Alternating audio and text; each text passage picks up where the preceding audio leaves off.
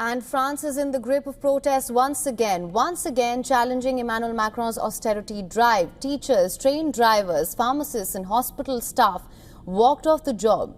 Teenagers blocked school entrances across France in a nationwide day of protests against looming budget cuts and unpopular fiscal reforms. The strikes disrupted public transport, schools, pharmacies and even nuclear power production as unions demanded that President Emmanuel Macron's government abandon austerity-style plans, increase taxes on the wealthy and channel more money into public services. As Interior Ministry sources said, up to 800,000 people were expected to join strikes and demonstrations nationwide. France's main unions issued a joint statement denouncing the previous government's brutal and unfair fiscal policies. France's budget deficit last year was nearly double the EU's 3% limit. New Prime Minister Sébastien Lecornu, appointed as François Bayrou, was forced to step down in the last wave of protests and faces the twin challenge of appeasing investors while gathering enough parliamentary support to pass a 2026 budget. His predecessor Bayrou was ousted over a controversial plan to cut 44 billion euros. Lecornu has signalled he may seek compromise but is yet to confirm whether Bayrou's proposals will be scrapped. The union said 1 in 3 primary school teachers were on strike nationwide, with nearly half of Parisian teachers walking out. Regional train services were heavily disrupted, though most high-speed lines continued to run. Metro lines in the capital were suspended for much of the day as well, except during rush hour. The choice is made maintaining a high level of dividends for companies at all costs, while, in fact, the state's primary budget is aid to businesses, amounting to 111 billion according to the parliamentary report.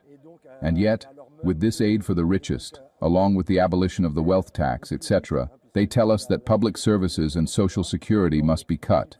We don't agree. We think the opposite is what needs to be done. In our high school, we had coordinated all the cultural projects, the Spanish language outings, the movie outings, the theater option, and we're forced to meet today, mid-September, to tell everyone that we can't fund their project. And that's terrible for our colleagues.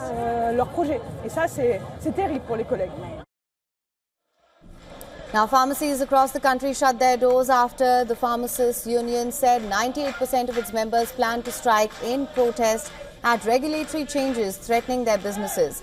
Elsewhere, protesters blocked traffic on highways near Toulon, while workers at nuclear utility EDF slightly reduced output, cutting power production by 1.1 gigawatts. Authorities deployed 80,000 police, supported by riot units, drones and armoured vehicle. More than 20 arrests were reported. By midday, more must have followed, and the unrest even rippled into the cultural sphere. Plans to transport the famed Bayeux Tapestry, a 70-metre-long medieval masterpiece chronicling the Norman invasion of 1066, were postponed due to these disruptions as well.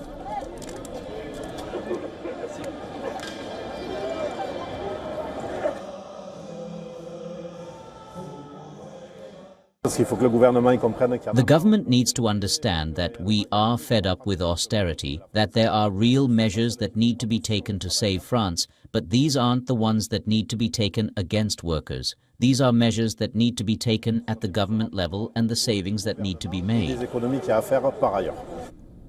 Now, the French hard-left France Unbowed party leader Jean-Luc Mélenchon joined the protests as well.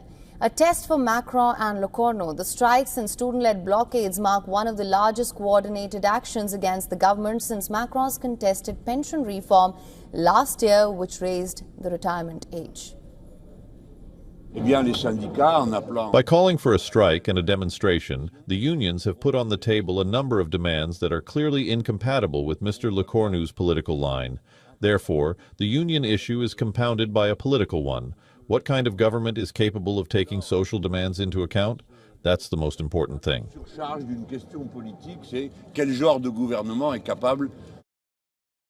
For Lecornu, as Prime Minister, these protests highlight the political storm awaiting him as he balances EU budget rules, investor pressure and public anger on the streets.